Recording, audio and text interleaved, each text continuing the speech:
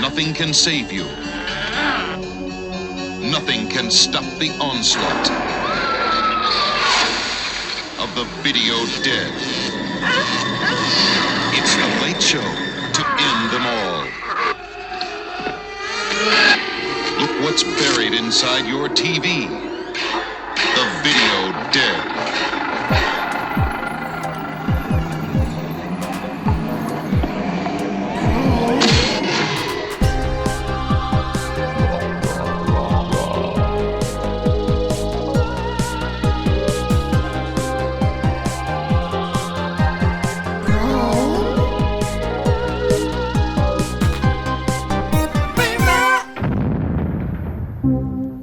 Hello, you beautiful rotters. Welcome back to the podcast that takes a deep dive into the best, worst horror films of the 80s and 90s. I'm Stevie, your VHS veteran. Thank you to those who sent in some Christmas horror recommendations. Quite a few I'd never heard of. I'll certainly be checking out 1980s To All a Good Night, which I can't believe I've never seen. It sounds dreadfully brilliant. Not sure I'll be seeking out Bikini Bloodbath Christmas from 2009, which I believe is the third in a trilogy of Bikini Bloodbath movies. I appreciate the suggestion, but I think I'd rather shit in my hands and clap for 90 minutes. After today, we only have 3 episodes of Season 2 of Brain Rot left. I know, sad face, single tear. But we will be back for a 3rd season when the weather warms up next year. We will, of course, be continuing to release regular episodes on Patreon during the hiatus, and we've got a hell of a lot of fun shit planned. Our episode on Warlock 2 The Armageddon with Becky Dark is now live, and that was an absolute riot. Also, patrons will be given the power to choose the next franchise retrospective to be covered on Patreon, so look out for that soon. Okay, so this week we're covering The Video Dead. Since pretty much the first time I casually even mentioned that I was going to start Brain Rot, an 80s horror podcast, people have been asking me to cover this flick, so ta-da! I bloody love this film so much. It's quintessential B-movie banger, because although it's shonky and sure there are plot holes big enough to get lost in, it's made with love and an appreciation for our beloved genre. Recruited to join the Rotter ranks this week is Anna Bogutskaya, one half of the film collective The Final Girls, exploring the intersections between horror film and feminism, and their podcast is currently on series 4, focusing on teen horror. Anna, welcome to your induction. Oh my god, I'm so excited. Mildly terrified, but mostly excited. No, I'm so happy.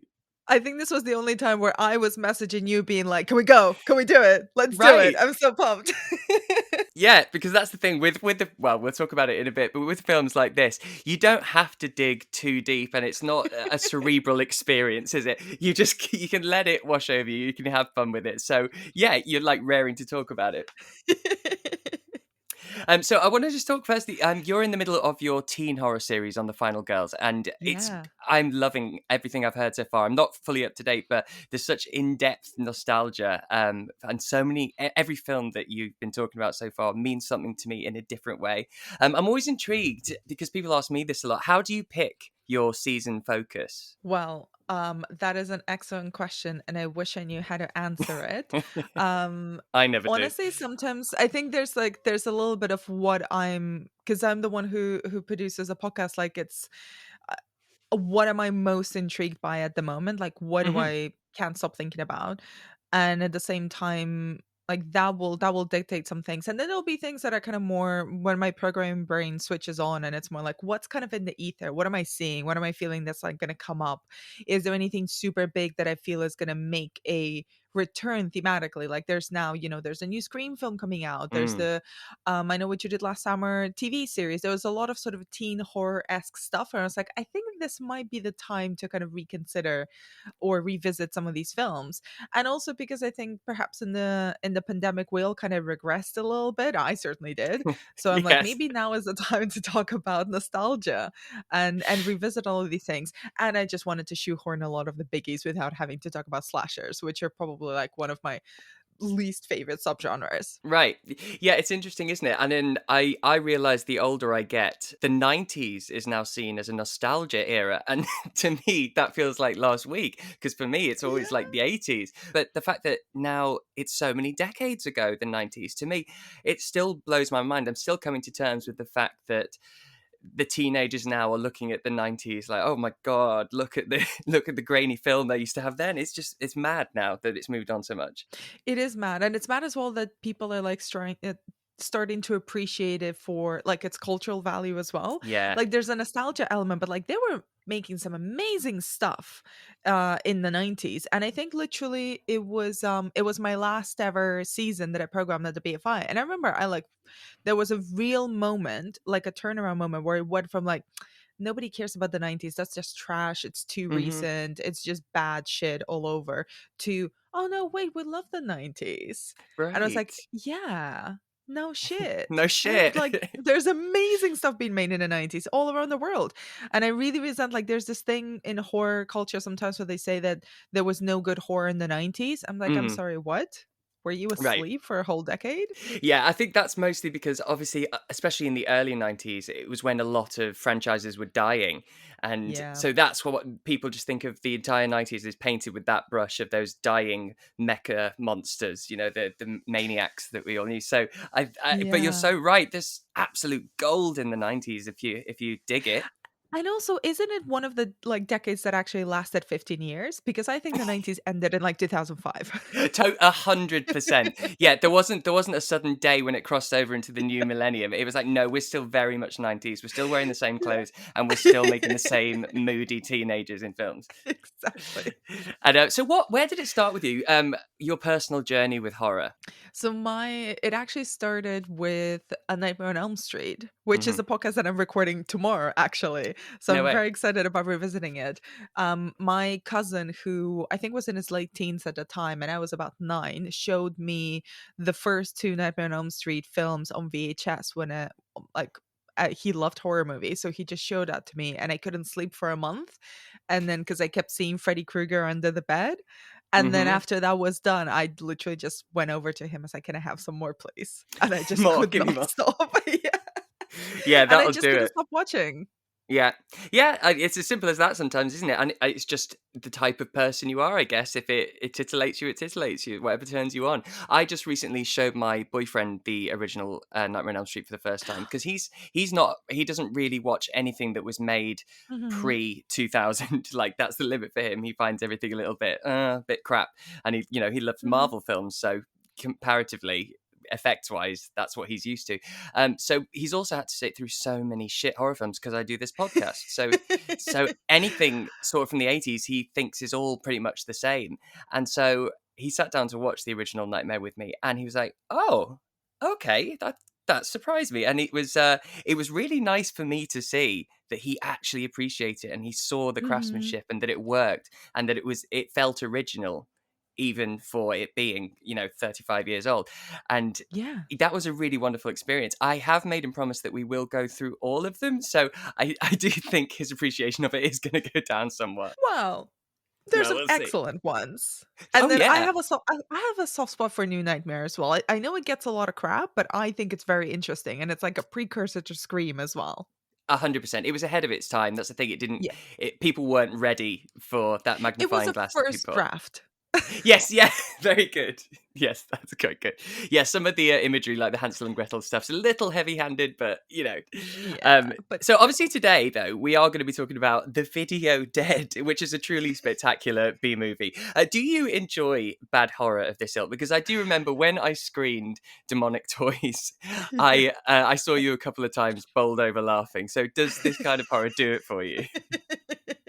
I mean, that was a truly, truly special screening. I enjoyed that a lot because I genuinely think these types of like B movie, and like I would call this like a W movie. Yeah. Where they're just so much better when enjoyed in with people. Like I Hmm. love that screening because like you just get that little chuckle that you get. It doesn't feel snarky when it's around with people, right? Uh-huh. Because you kind of all enjoy it, and also because you can pay attention to it. Like I find it quite difficult to focus on B horror movies, because I'll get distracted easily. I'd be like, Yeah. okay, there's not very much depth here, and the effects are usually quite shit. So unless I'm Mhm. like in the mood and watch it with people, I will drift off quite easily. But there's also like something specifically that I really enjoy, like anything to do with like transformations or animals or like Right. werewolves or like B movie vampires. I'm like, yes, I am looking at this. Yes, yeah, totally. And obviously this um this one is a zombie well, it's a zombie film and a slash technology antagonist slash conduit film. Are you a zombie fan? Because for me, uh there are very specific. I love Fulci. I love the Peter mhm. Jackson. Those are my sort of zombies. But it's not a subgenre I lean to usually. What about You you? know what? I'm kind of the same. They're not my favorites just because they're very repetitive Hmm. and crucially because zombies don't talk. I like Yeah. talking. I like people who talk and characters who talk. Hmm. And also zombies don't fuck. So I'm like, why like none of these things are interesting to me. Like, Right. it's Yeah. not sexy, There's they're nothing in not it. witty. Like that's why I love vampires, right? Because vampires are like loquacious Yeah. and seductive, and there's so many ways that you can reinvent the mythology, right? In every Hmm. single movie. And with zombies, I'm like, okay, you're dead and you like eating people. Great. Cool. What's new? And the Yeah. biggest Yeah. Yeah. like addition is there's a lot of them. That's literally it. Yeah. And A I horde. like I get the metaphor and stuff, and I really love a lot of specific zombie movies. Like I really have a soft spot for Romero and for the Night of the Living Dead one, specifically the Hmm. third one, which you haven't seen. I really recommend. It's like Romeo and Juliet, but Juliet is Wait, a zombie. which one? Return of the Living Dead 3. Yeah, Return of That's the my Living Dead favorite. 3. Yeah. That is my absolute favorite, and also Oh my because god. it's got a lot of it's the Brian Usner one. Yeah. Yeah, it's got a lot of body horror and also themes of self harm and stuff in it. It's Yeah. absolutely brilliant. It's my favorite zombie movie. Yeah, absolutely. And I remember for ages I did not know whether that was a real film or whether I made it up in my head or whether it was like a Jack of Jill music video because I saw It's it in so the good. I saw it like as a montage on early YouTube of Right. just the scenes with Julie to Hmm. like a Jack of Jill like goth punk song. I was like, "Oh my god, that's so gnarly and punk." And then I was like, "Wait, that's a movie. That's a Right. real thing." Yeah, one of my favorite reveals is I think they're in the sewer at the end, but she turned when she's like stuck everything through her, and she's Mhm. basically weaponized her body, Yes. and it's got spikes and metal and blades just coming out And of her. It's she's got one brilliant. of those little like balls that also just goes through her hand and she uses to Yes, like kill the other zombie. yeah, it's like a nunchuck through her hand sort of thing. It's so good. Unfortunately, what we're going to be talking about then, Video Dead, isn't quite in that same category, but it does kind of use technology. And just before we talk about the film again, I personally think when technology is utilized in a film, it can Mhm. go one of two ways. I think the older the technology is, the better for me, whether it's because it was made in 1982 or whatever, or if they're being nostalgic and like in Mhm. White Noise using the radio or a VHS tape in the ring. But for me, one of the scariest scenes in horror ever is the opening scene of When a Stranger Calls, and it's that landline corded phone. And Mhm. obviously, the more technology advances, the more clever ways Horror Trust has to try and find a way to not have cell phone service or internet. And so it becomes more of a challenge. What do you think about this sort of tech angle? Oh, I love it. I have a real soft spot for tech horror because it does kind of evolve. It's constantly evolving, right? Because Hmm. technology, and especially now, has completely changed the way that we relate to each other, to our world, to society, to everything, to ourselves. So you can always adapt things and do Hmm. interesting things, both like quite schlocky stuff and very high minded, philosophical horror. And some of the kind of scarier elements as well is kind of looking back at older technology because the further away we are from something, the least we understand, even though it's technically simpler, the less we understand how to actually use it and what it Yeah, means to us. Like a corded phone will mean absolutely nothing to a teenager today, but right. we have like specific memories of it. Or like I've never had like a projector in my house because of course, you grew up with VHSs and DVDs and then Hmm. Blu-rays and stuff. So something like The Ring, and I'm talking about like both the Japanese Yeah. and the Gore Verbinski remake, are kind of terrifying because you're like, there's something like palpable here that's really scary. And I have a real soft spot for a very particular period of the 90s, like literally about 2 years, specifically around 1995, where everyone was fucking terrified of the internet and the internet Right. was the biggest villain. And you have like Yes. this tech horror that was imagining the web as this alternative reality where people could insert themselves and Like it would, Lawnmower Man and yeah, yeah. exactly. And like the net and Mm. Johnny Mnemonic and even stuff like Virtuosity, which is an erotic thriller where literally a filing system is the MacGuffin of the Oh, whole really? film. Yeah, it's so good. That's brilliant. That's brilliant. And I suppose, Yeah. yeah, even when it goes to things like Resident Evil as well, it's always ends up Mm, being the computer has decided it's best for humanity if humans die, that it takes over. Um, yeah. You can go from like the Lawnmower Man to Space Odyssey. Like yeah, that's the absolutely. that's the Yeah. extent of like tech horror. That's the scope, yes. Yeah. The thing is with the Video Dead, which we'll talk about now, is we never really get much of an explanation of why things are happening. Apparently, there was a draft when it explained a lot more, but they thought it was boring. And so you just get odd moments like you meet a character called the Garbage Man, and then he doesn't come back. And you're like, I what? love him What is actually. he? I wrote a whole backstory for the Garbage Man in my head. I was like, I want a prequel of the Garbage Man. That's what I want. It's so good. And it was classic low budget schedule, this one. So they had 2 weeks notice to Mm. start filming when they got money. And then there were huge gaps between filming because they basically only filmed on weekends when people are available. And it took a year to put this entire thing together. And it's one of those true films that is made out of graft and perseverance and people who just really want to make a fucking zombie film. You know what? I think it's noticeable. Like there's a few moments that are, I'm not impressive seems like too much, but it's certainly endearing Yes, to watch it is endearing, totally. For people who haven't seen it, do you have a little sort of synopsis you could give? I do. You asked me to write a Amazing. synopsis and I took it really seriously I because sprung on you. tried Oh, good. I tried to like make sense of this film as I was writing it. I was like, okay, let's do my best. Okay, amazing.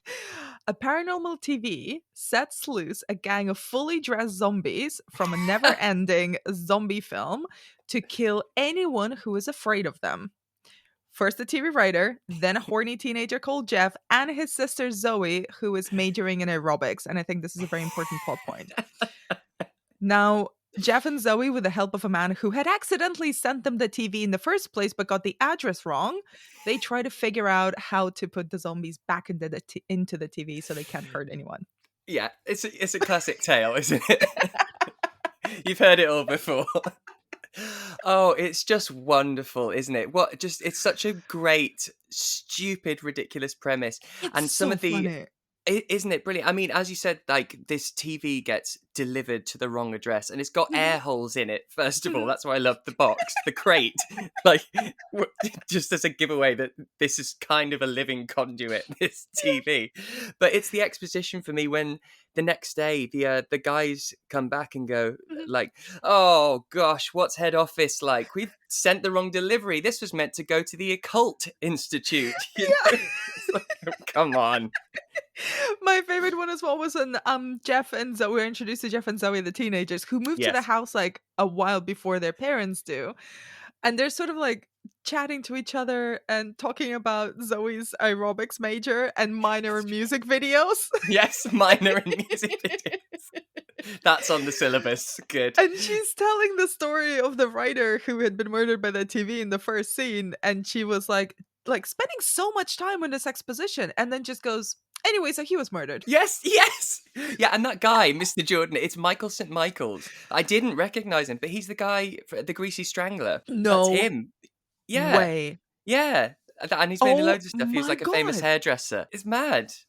This was I'm like his first cult film. I'm Isn't that flabbergasted mind-blowing? at this Isn't news. it? Absolutely mind blown.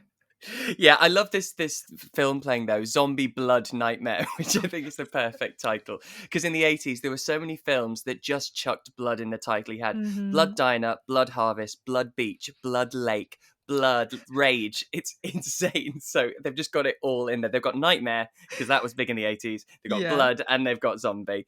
It's perfect. When we first see the zombie sort of coming out of the TV, obviously we only see the head coming out because there's no way the rest of his body could come out. So the actor playing him, Jack Stellman, that was his name. He had a really rough time because obviously Oh. they had him poking his head up and down several times to get the right shot through this TV set, and it was on a built-up platform. But underneath was just purely dry ice, which is famously devoid of oxygen.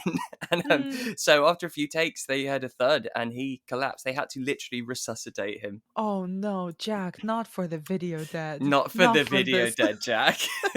Don't, put yourself in danger for this film. Right. Bless. But that again, there you go. That just shows they all just really believed in it.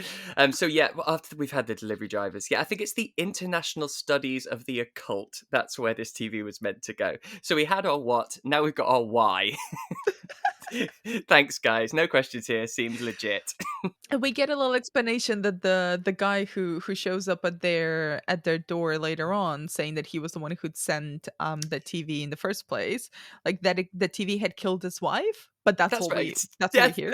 Nothing else about it. He's like, "Hi, I'm Joshua from Texas. I drove all the way here just to let you know." Did you catch though the score was so close to the Halloween score at some point So much. that it was dangerously close to sort of infringement. I genuinely, when the film started, I was like, wait, are they allowed to do this? Right, and because it's not the da-da-da theme, it's the when Yeah. she's like looking out of the window and it's that hmm the lorry sort of theme. There It's is like fantastic. I could feel that. I don't know if you got this, but I could see, especially then in one scene when there's a naked lady kind of coming out of the TV and kind of Of talking course. to Jeff, and Right. like literally talking to Jeff. Jeff is talking to the screen, which is relatable, but at the Uh-huh. same time, he's just very interested in the boobs mainly. Mhm. And when the lady comes out of the TV, I was like, "Are you trying to do Videodrome right now, Yeah, sir? right. Are you Right. are you trying to rip off Carpenter and Cronenberg in And the same Cronenberg. film?" The two big Oh, C's. Yeah. yeah. It was amazing. I love we never really find out. Apparently, it's called The Woman, and that's where we also meet the Mhm. garbage man. Apparently, that was much more fleshed out, and it was more of a Beetlejuice thing where, you kind of you hear the history of what's going on and why it's haunted, and he's the Mm, gatekeeper. But they obviously cut all that, so we just have this random moment. And also, that moment where she makes out with him when she's come out of the mm. TV, he was actually 16 years old. So this is a 16-year-old kid. Oh my god. I mean, I'm sure It's he loved it. problematic. It is I'm problematic. I'm sure he did, but also, was there an intimacy coordinator on set? I've got a feeling this wasn't an equity. This wasn't a guild film. I've got a Whatever feeling. makes you think that. Yeah, I don't think it was SAG. Well, but also one thing, when Jeff, the brother, first arrives, this is jumping back a bit, we get this Mm, weird red herring where we only see his legs and his feet, and they make us think it's a zombie because he's limping, he's got moss all over him, and he's coming from the woods. And then it's like, oh no, it's just the brother. He's never limping again after that, nope. and he's clean. So, and why was he in the woods? It's fantastic. I love that they think we don't need to explain. I really feel like perhaps, and perhaps it's true or not. I don't know, but did they just like kind of film like a 3-hour film, and then they had to cut it down to 90 minutes, but they accidentally kind of cut out all the esoteric world building stuff that they were working so hard on, and kind of had to compress it into 90 minutes? That sort of kind of made sense, but they, I can totally see the director, who's the writer as well, Hmm. kind of Hmm. really fighting for that scene, being like, no, but this is important, this is really important Yes. because of this reason. It's like, oh wait, we don't actually show that later on, but like, but this is my art, man, I need to Yeah. show it. Just keep some of it in and nothing surrounding it explaining it. I don't know if you saw this, but speaking of that, it was a bit fleshed out. So all of the zombies and Mhm. the actors playing the zombies, they all have slightly different looks. They're all different They types of do. zombies. And they were all given by the director, Robert Scott, detailed backstories of how they died and who they became. You know what? That makes sense. That Yeah. absolutely makes sense to me. Yeah. Because they do have personalities. Like, they also interact with each other, which is why in my synopsis I said fully dressed. Like, they're very fleshed Right. out zombies. Yes. Yeah, so you had the one who was sort of burned and charred. So he died in a Mhm. fiery car crash, apparently. The zombie bride was apparently murdered at the threshold on her wedding day. My favourite one, who is the one with a Jerry curl that looks like he's got Mhm. blue cake icing all over his face. So apparently he was a 1950s athlete who drowned, and that's what happens when you drown. Apparently you go that sort of painty blue. Then the one with the iron in his head was a Mhm. serial killer who strangled his victims. So that's why he does then strangle the maid that the father's having an affair with. That's also interesting. We also don't see that, do we? No, no. No. You know what this reminds me of? This reminds me of 13 Ghosts. Yes, they've each got the jackal, the withered man, or whatever it is. How wonderful. Oh my Yeah, goodness. but then when I we've love had it. the Texas guy turn up and he says that what you've got to do is lock the TV in the basement in front of a mirror. Yeah, I think Jeff thinks he's just stoned and he flushes away his weed, which must be about 2 kilos worth. He's got so much weed for a 16-year-old. I mean, if you got caught with that much, that's intent to sell. You're like looking at Yeah. 15 years. It's kind of like what a very, very straight edge adult would think that a teenager who smokes weed would have in their Oh, house. It's like, 100%. yes, they're all just on the reefer and they're Yes. just, drowning in it, just smoking all day from daybreak to nighttime. It's like Yes. I don't think that's what people usually have In a in their full, homes. like, plastic sandwich zip bag, completely Yeah. like a pillow. It's like that moment in I think it's Harold and Kumar 1 where they Yeah. like see a giant bag of weed and then there's a whole hallucination cut out where Cal Penn just imagines marrying the giant bag of weed. It's like Right. that's not Yeah, that's what they're going for here because it's, kids and drugs.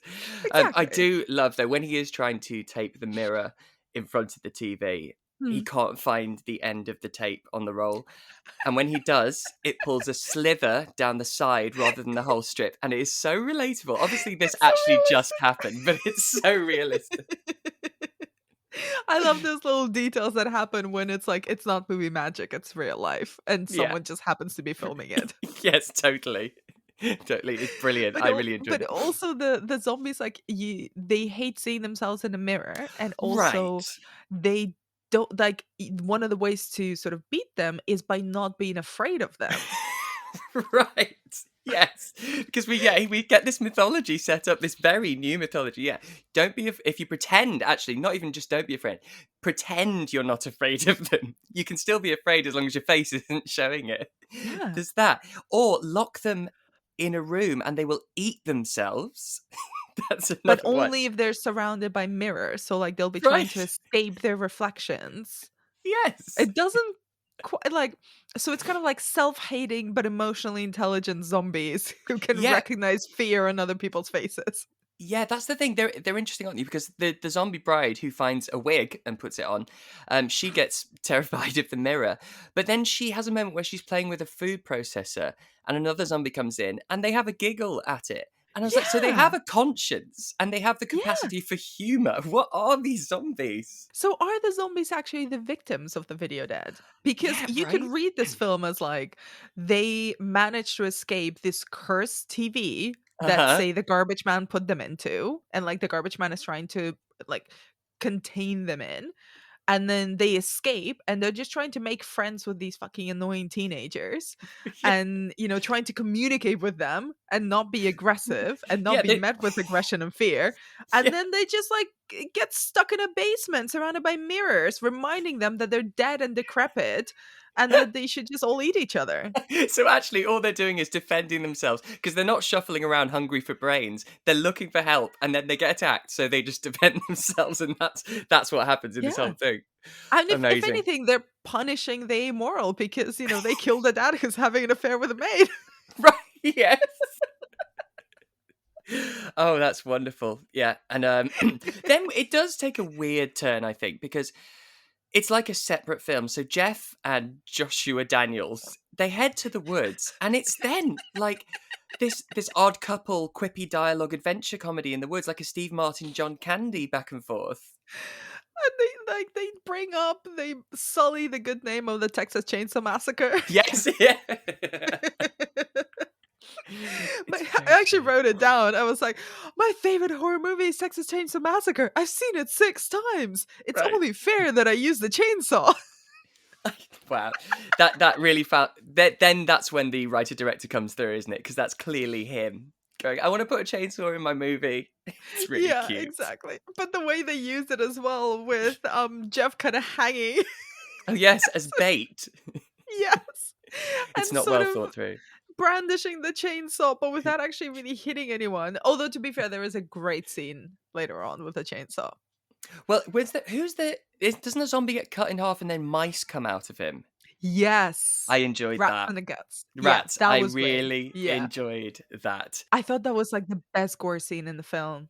Some of it's really good, and apparently they went back and did the gore afterwards, and that's when they cut some of the more the information that was needed, and then they swapped it out for a lot of gore. But they let the bride go because they show her the mirror, and then they're like, "All right, Mm, let's go after her." Okay, weird, cool logic. And then we lose Joshua because he gets the arrow through the back, and then it's the yeah. big chase with the bride and the chainsaw and Jeff running, and yeah, he chops off her head. Yeah. But she does kill him. Yes, with the chainsaw through his Yeah. stomach. So then Which it's just is, Zoe. yeah, which you haven't really focused on up to this point. It's been very much Jeff. He's been our protagonist and we're sort of invested in him, and he's gone. And then you think maybe we're near the end, but we're not. But we get this whole third act where suddenly Mm. Zoe's forefront. And she's actually the one who uses the information the wisest, because she's like Yes. starts befriending the zombies. There's a really sweet moment where she's like, let's have a party, and kind of Yes. like lets them caress her hand. I wasn't sure about. I like that. I was like, That this is seemed weird. weird. Yes, It's because so she's like, weird. "Hey, nice to see you all," pretending I'm not scared, and she fixes them dinner. But yeah, the burnt one, sort of caressing her hand, I felt a bit uncomfortable. I didn't know if that was like, "Thank you, we are just hungry," or if it was, "Hey, I like your sweet young flesh." But yeah, it's the fact that she hears all these voiceovers reminding them, "Oh, you have to do this, you have to do this," and then she traps them. And I wouldn't say that she pretends she's going to dance with them, but I wouldn't say they eat themselves. They kind of explode. Yeah, they kind of like, I mean, they kind of started attacking each other and sort of like Mm. being just very distressed by the mirrors, and they're locked in the basement, which Yeah. again is like, it's like, okay, Zoe, go go off, like locking them into the basement with a bunch of Yeah. mirrors.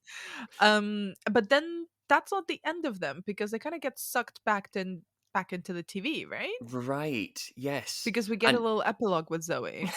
yes, where the parents are back. And well, Yeah. also this is all very strange with the parents. So the parents live in Saudi, and the kids are here on their own in Mhm. America. These teenagers, and they're saying, "Oh, our parents have finally promised they're going to stick in America this time. They're actually going to move here for good." I don't quite. Are they? Have they been with them in Saudi? Have they been sent over to sort the house out? Why are they alone? I have no idea. I Right, just think, are they moving to the States for Zoe's education? For her for the major in aerobics? aerobics. Very Is possibly. there not a good aerobics program at a collegiate level in Saudi? Maybe that's what it is. Maybe, but yeah, we see them and they're like, "Oh gosh, what's happened? I hope it's not drugs." And he says, "I've been a good father to these kids." And I thought, really, you've left them in another country, and your son is dead because of your absence. But thank God it's not the drugs. Yeah, yeah, quite, yes. So I'm gonna have to disagree with you, Mr. Blair. I mean, it's kind of like an endless trope, right? Of kind of the parents, for Yeah, one of reason or course. another, are just not around, or they're Yeah. killed off very quickly. Yes, they're either if it's over one night, it's they got the babysitter there and they're off to a fancy dinner, or they're Yeah. off on a bit. It's usually the business trip. Yeah, it's very And good. But also, it is like traditional rich people behavior, right? It's like, let's just send over our kids by yeah, themselves to a completely different country in an empty house. They've got a maid; they'll be fine. right, right. But they bring the TV into the hospital.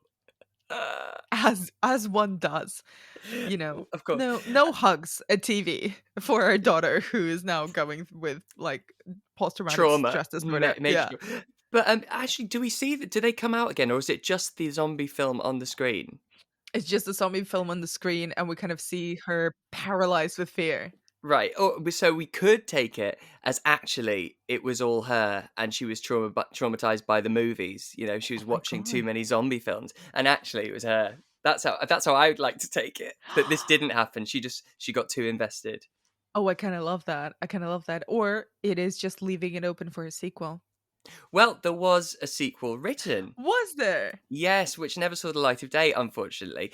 And in the sequel, people got sucked into the TV instead of zombies coming out. And then they were in that film, Zombie Bloody Nightmare. And they basically had to try and find their way out before the movie ends, which I think is So it really cool. A bit Final I think it's Girls. really cool. Yeah. It's like a mannequin 1 and mannequin 2 type situation. Exactly that flip. They go flip reverse it. Yeah. Yeah. Which I like that. I mean, since it's kind of been done a few times, but I Mm. think that would have been really cool. Then they're in the film, and it probably would have been they would have been sepia, and trying Yes. to get into the color world. Yeah. Yeah, And then they uh, would have befriended or maybe like fallen in love. Zoe would have fallen in love with a nice zombie, like yes, a hot zombie. 100%. Probably the one with the Jerry curl, Yes. the 50s But b they could boy. never be together because they're just from different eras. They've got different values. And Yeah, also, one of them is dead, the other one isn't. yeah, totally, totally. And yeah, and she introduces him to modern music, and he's like, oh, that sort of thing. There you go, the video dead. What a load of fun. Do you have any final thoughts on it? No, honestly, my favorite thing that we haven't discussed is Go in on. that scene where Jeff is hanging from the tree with the chainsaw. Yeah. The zombies learn how to use sticks so they can That's poke him from the that's bottom. right. And it's like they are it's the confirmation the film gives us that they are intelligent beings who are able to learn and emote because they are poking him as he's dangling. And they learned that right there. Yeah, very resourceful. That was very quick, very resourceful. I think the one other thing that they kind of brush over, but I certainly didn't, is when the neighbor April's dog is killed. Hmm. And as soon as Jeff sees the dog dead, he goes, "Oh, that looks like a heart attack." He just diagnosed it straight away. And though she's like, "Oh shit, what am I going to say to the owners?" Because she's obviously only dog sitting or dog Hmm. walking. And so he comes up with the idea of, "Oh, why don't we shove a ball down its dead throat?" and then say it choked on a ball, and then it worked, and they took it's off screen. Jeff is a psychopath. That is absolute proper psychopathic behavior. It's scary. Also, that He dog's came up name, with by the it. way, is Chocolate. Chocolate, yes, chocolate the poodle. Yes, but so then they manufacture its death by sticking a ball down its throat, and so I think that's quite an important point. So actually, when Jeff does die, it's not the biggest upset. No, no, it is not. I'm Sociopathic I'm a, behavior. I'm okay with Jeff dying, to be honest. Yeah, well, that's it. Thank you so much for this. I do wish the sequel existed, but I just love I just love getting people like you on who have such a wonderful sort of academic brain, and then make you watch something like this. Listen, I'm gonna apply my like slightly more intelligent than a zombie brain to watching and dissecting this crap. I love it. Thank you If so you so if much. you ever veer off horror and into like Mannequin, I call dibs on Mannequin too because I Okay, have watched a lot of that film. okay, that is what a film. Kim Cattrall, man. Oh no, she's in the first one, but she's not in the second one. Oh, I haven't seen the second one, but I only know of it. It's like Cool Rider, that's Grease 2. I've still not seen it. I feel like I have because I've seen so many clips, but I've not actually seen Mannequin 2. It's good fun. Yeah. Yeah. It's Ah, kind yeah. That kind of gets sucked amazing. into the 15th century. That's all I'll Right, say yeah, about that's what I know about it. Yes, yeah, that's what I know. Oh, amazing. Thank you Thank you so so much. much. Well, you might as well, I'm sure they already know, but just tell the listeners where they can find you and your stuff. So I post everything I do or try to remember to do that on my Twitter at Anna Be Demented. I host the Final Ghost podcast, which comes out every Friday. We're currently on a teen horror season. The Next Supremes, which is my American Horror Story rewatch podcast with Curry Slockery, is coming back after hiatus because I was way too busy. Is coming back tomorrow. Well, so every week on Sweet. At the time of Wednesdays. recording. Yeah. And What else? Oh, and you can often hear me sitting in on Wittertainment Yeah. and other BBC radio bits, and everything I write is sort of post on my Twitter. Amazing. Thank you so much. Thank Take you so care. much for asking me. Bye. Lots of fun. Bye bye. Well, that was a lot of fun. Anna, thank you for that. I feel like we squeezed every possible drop of positivity out of that moldy sponge and even left with a couple of alternative theories, and that's why you were the perfect guest for this beloved film. All right, Rotters, I'll be seeing you next week. If you'd like to know the final 3 movies we'll be covering on season 2, then make sure you're following us on the socials, as I'll be announcing them this week. On Twitter, it's Stevie's Brainrot. On Instagram, it's Brainrot Pod. Please also come and join our private Facebook discussion group. Share your favourite 80s and 90s trash horrors. Are you a collector? Show us your haul. Compare and trade, all that crap. Just go to facebook.com/BrainrotPod and then click the group option. You can also find these links down below in the episode notes. All right, Rotters, see you next week. Toodles!